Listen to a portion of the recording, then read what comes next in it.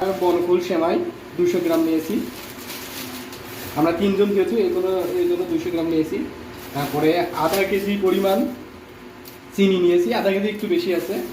তারপরে এটা চীনাবাদাম আছে, কিশমিশ আছে, কিশমিশটা একটু পরিমাণে বেশি নিয়েছি।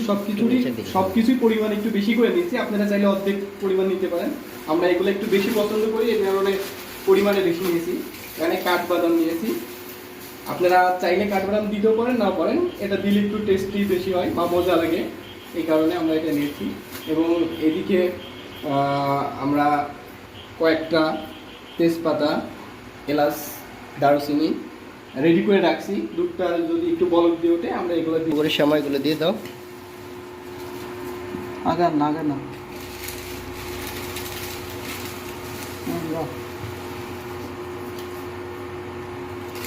ওকে, দাও। এই সিমাইটা আর দেবা রাসেল আর দেবা? হ্যাঁ দাও। দাও। দুধের পরিমাণ তো বেশি দাও। দুধে ও পরে ছাড়িয়ে দেওয়ার সাথে সাথে স্টাইলে নিয়ে যাবে না সীমাইতে। টানে দিলে হ্যাঁ আমাদের একটু সারপ্রাইজ মিলে গেল। আই